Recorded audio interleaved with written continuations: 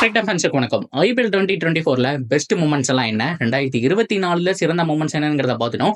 2024 ஐபிஎல்ல best moments என்ன அப்படிங்கிறத பார்க்கலாம். ஸோ நிறைய பேர் கேட்டிருந்ததுனால இந்த ஒரு செக்மெண்ட். அதுக்கு முன்னாடி ஃபர்ஸ்ட் டைம் சேனலுக்கு வரீங்கன்னா மறக்காம சப்ஸ்கிரைப் பண்ணி சப்போர்ட் பண்ணுங்க. அப்போ அப்டேட் எல்லாமே உங்களுக்கு வந்து சேரும். சரி வாங்க வீடியோக்குள்ள போகலாம். ஸோ 2024 ஐபிஎல் ஸ்டார்ட் பண்ணுறதுக்கு முன்னாடி ஒரு சில கான்ட்ரவர்சிகளாக போயிட்டு இருந்துச்சு. லைக் ஒரு ஹர்திக் பாண்டியா. ஸோ அவரை பொறுத்த வரைக்கும் மும்பை க்ரௌடு பூ பண்ண ஆரம்பிச்சிட்டாங்க. ரீசன் என்ன அப்படிங்கிற விஷயம் நமக்கு தெரியும். அதாவது குஜராத் டைட்டன்ஸ்ல இருந்து இங்கே வந்துட்டாருங்க, அமௌண்ட் கொடுக்குறாங்க அப்படின்னா எங்க வேணாலும் போயிடுவாரா அப்படிங்கிற மாதிரிலாம் ட்ரோல் பண்ணிட்டு இருந்தாங்க. ஸோ ஏகப்பட்ட பூ மூமெண்ட், ஏகப்பட்ட ட்ரோல்ஸ், இது எல்லாமே சந்திச்சு மனுஷன் நொந்து போயிருந்தாரு. ஸோ அது போக அவருக்கு அந்த டைம்ல பர்சனல் ப்ராப்ளமும் இருந்தது. அது நான் என்னன்னு சொல்ல விரும்பல, உங்களுக்கே தெரியும்.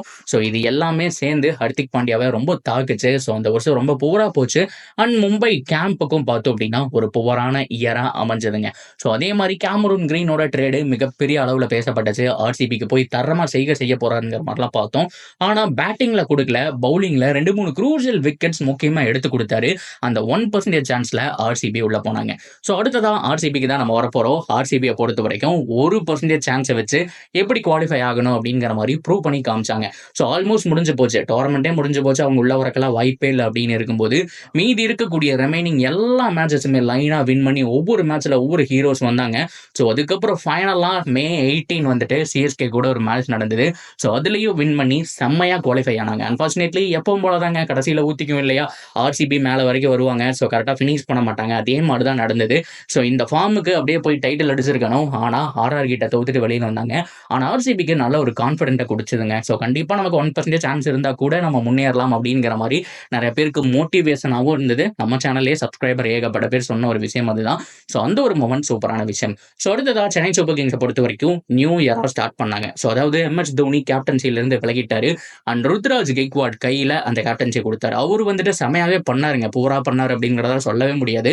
இடையில 2-3 மேட்சஸ் அடி வாங்கின மாதிரி இருந்தது. அதுக்கப்புறம் தோனி அவர்கள் சொல்லிட்டாரு, ஓப்பனா அட்வைஸ் எல்லாம் கொடுக்க மாட்டேன், அவனுக்கு நான் ஃப்ரீடம் ஃபுல்லா கொடுத்துறேன், உனக்கு என்ன தோணுதோ பண்ணு, என்ன தோணுதோ நீயே பண்ணிக்கோ அப்படிங்கிற மாதிரி தான் அவர் சொன்னாரு. ஏன்னா எப்பவுமே சப்போர்ட் பண்ணிட்டு இருக்க முடியாது. ஏன்னா நாளைக்கு தோனி ரிட்டையர்ட் ஆகிட்ட கூட ருத்ராஜ் தான் எல்லாமே பார்த்துக்கணும். ஸோ அதுக்கு தகுந்த மாதிரி கேப்டன்சி எல்லாமே நல்லா இருந்தது. இருந்தாலும் தோல்விக்கு காரணம் என்ன அப்படின்னா அவங்களுடைய ரொம்ப முக்கியமான பிளேயர்ஸ் டெவான் கான்வே ஸோ அந்த டோர்னமெண்ட்லேயே இல்லை. ஸோ அதனாலேயே ஓப்பனிங் பார்ட்னர்ஷிப் கை கொடுக்கல. ஸோ இவரும் ஒன் டவுன்ல போய் ஆடினாரு, ஓப்பனர்ஸை மாற்றி பார்த்தாங்க, எதுவுமே சரியா போல. ஆனால் ஸோ உங்களுக்கு இருந்த இன்னொரு பிரச்சனை மத்தீஷா பத்திரானா. ஸோ அது மட்டும் இல்லாமல் சூப்பராக போட்டுட்டு இருந்த முஸ்தபிசூர் ரஹ்மான், இவங்க 2 பேருமே ரொம்ப முக்கியமான மேட்ச்ல இல்லை. லைக் ஒரு ஆர்சிபி கூட இல்லை, அதுக்கு முன்னாடி 2 மேட்ச்ல இல்லை. ஸோ கிளசன் மாதிரியான ஒரு பிளேயர் எல்லாம் உள்ள வந்தாங்க. சிஎஸ்கேக்கு இதனாலேயே ஏகப்பட்ட மாற்றம் நடந்தது. ஸோ இது எல்லாம் கரெக்டாக அமைஞ்சிருந்ததா ஹோப்ஃபுல்லி. ஸோ கண்டிப்பாக ருத்ராஜ் இன்னும் பெஸ்ட்டாக அவருடைய பர்ஃபார்மன்ஸ் கொடுத்திருப்பாரு. ஸோ கண்டிப்பாக ஃபைனல் போய் நின்றுக்கிறதுக்கான சான்ஸும் இருந்திருக்கும். ஸோ இந்த வருஷம் செமையா பண்ணுவார் அப்படிங்கிற மாதிரி நம்ம எக்ஸ்பெக்ட் பண்ணலாம். அதை தொடர்ந்து மிச் ஹெல் ஸ்டாக் அப்படின்னு தான் அவர் கூப்பிட்டாகணும், ஹெல் அப்படின்னு தான் கூப்பிட்டாகணும். பிகாஸ் அந்த அளவுக்கு மரணத்தனமான ஒரு பவுலிங்க. ஸோ ஆரம்பத்தில் எவ்வளோ கோடி கொடுத்து எதுக்கையா எடுக்கிறீங்கன்னு சொன்னப்போ ஸோ யாருமே வந்துட்டு அவ்வளோதான் முடிஞ்சு போச்சுன்னு நினைச்சாங்க. ஆக்சுவலாக அதே மாதிரி தான் அவருடைய பர்ஃபார்மன்ஸ் இருந்துச்சு. எல்லாருமே அடிச்சாங்க. இன்ஃபேக்ட் கரண் சர்மா கூட மிச்சல் ஸ்டாக்கை பொழந்து வீசிட்டாரு. ஒரு 2 வித்தியாசத்தில் கேகேஆர் ஜெயிப்பாங்க இல்லையா அந்த மேட்ச். ஆனால் அதுக்கப்புறம் அவர் யாரு அப்படிங்கிறத காமிச்சாருங்க. ஸோ டோர்னமெண்ட்டோட எண்டில் பவுலிங் பர்ஃபார்மன்ஸ் தீயா இருந்தது. அவர்னால தான் டிராஃபி வின் பண்ணாங்க அப்படிங்கிற மாதிரி நான் சுவாரா சொல்லிடுவேன். ஏன்னா ரொம்ப ரொம்ப முக்கியமா டிராவிஸ் ஹெட், அபிஷேக் சர்மாவுடைய விக்கெட் எஸ்ஆர்ஹெச்ல மரணத்தனமா ஆடிட்டு இருந்த 2 பேருடைய விக்கெட்ஸ் எல்லாம் வந்துட்டு தூக்குனாரு பேக் டு பேக் அப்படிங்கிறது. ஸோ அதுதான் மொமெண்டம் லூஸ் பண்ணி கொடுத்தது. ஸோ எஸ்ஆர்ஹெச் உடைய டாப் ஆர்டர் தூக்கிட்டாலே காலி அப்படிங்கிற மாதிரி தெரியும். ஸோ அந்த விக்கெட் எடுக்க முடியாம தான் எல்லா டீமும் வந்துட்டு திணறிட்டு இருக்கும்போது மிச்சல் ஸ்டார்க் தீயான ஒரு பர்ஃபார்மன்ஸ் போட்டு கொடுத்தாரு. ஸோ அதனால தாங்க கேகேஆர் டைட்டில் அடிச்சாங்க. So at the same time கேகேஆரை பொறுத்த வரைக்கும் கம்ப்ளீட் டீம் பர்ஃபார்மன்ஸ், ஒவ்வொரு மேட்ச்ல ஒவ்வொரு ஹீரோ இருந்தாங்க, நம்மளால பார்க்க முடிஞ்சது. ஸ்ரேயா ஐயர் ஒரு மேட்ச், ஸோ வெங்கடேஷ் ஐயர் ஒரு மேட்ச், ஸோ டாப் ஆர்டர் ஒரு மேட்ச், ஸோ ஃபினிஷ் பண்ணி கொடுத்தாங்க. பவுலர்ஸ் வந்துட்டு சிங்கிள் ஹேண்டா ஒரு சில மேட்சஸ் வின் பண்ணி கொடுத்தாங்க. ஸோ ஃபில் சால்ட்டுடைய சூப்பர்மேன் ரன் அவுட். ஸோ இந்த மாதிரி ஒவ்வொரு மூமெண்ட் ஒவ்வொரு மேட்ச்ல இருந்தது. ஸோ கம்ப்ளீட் டீம் பர்ஃபார்மன்ஸ்னால ஸோ அவங்க ஃபைனல் வந்தாங்க, டிராஃபி அடிச்சாங்க.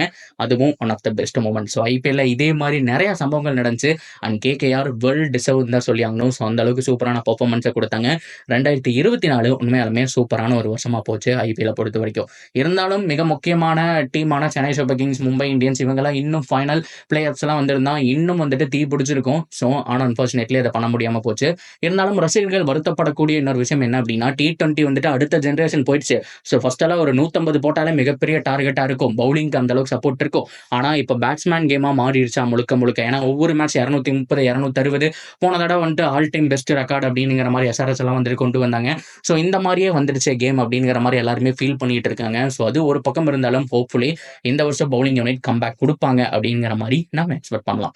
So that's video guys. உங்களுடைய ஃபேவரட் மூமெண்ட் என்ன அப்படிங்கிறத கமெண்ட்ல சொல்லுங்க. அண்ட் தொடர்ந்து அப்டேட்டுக்கு சேனலோட இணைஞ்சிருங்க. மறக்காம சப்ஸ்கிரைப் பண்ணி சப்போர்ட் பண்ணுங்க.